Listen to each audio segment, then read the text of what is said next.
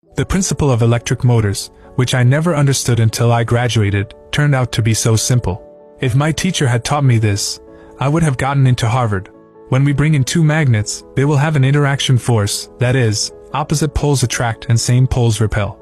Then we took one of the magnets and drilled a hole in its center and inserted a shaft so that it could rotate freely. When another magnet is brought close to it, the magnet with the hole drilled in it will rotate rapidly until their poles are reversed and they are attracted to each other. If we change the orientation of the magnet at this point, the magnet with the shaft will rotate half a turn again because of the repulsive force. As long as we don't get tired, we can keep changing the orientation of the magnet so that the magnet with the shaft will keep rotating.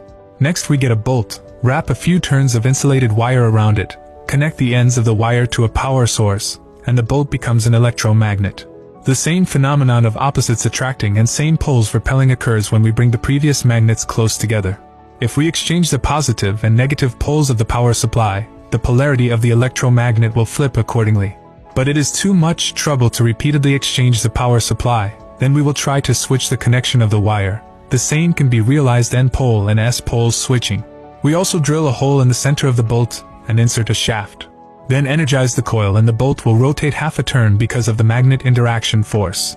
As long as we don't get too tired and keep switching wires, the bolt will keep rotating. But to save energy, we change the magnets on both sides to a curved shape, and replace the wire wound bolt in the center with a metal loop we call an armature. As soon as the power is applied, the armature will also start to rotate. But switching the wires manually was still a pain, so we turned the wire connections into curved pieces of metal separated by a slit in the center, which we called the commutator. The sides of the commutator are then fitted with brushes with springs inside to ensure that the wires make contact with the commutator.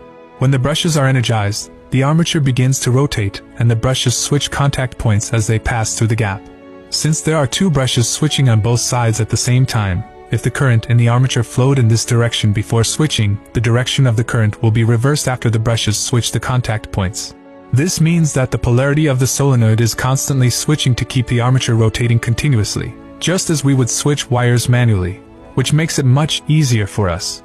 However, the armature with only one coil of wire is not smooth enough and is prone to stalling, so to increase efficiency we add more armatures to it and install more commutators so that a motor is made. In order to improve its service life, we also added fixing devices, and this is the motor we use in our daily life. Now do you understand?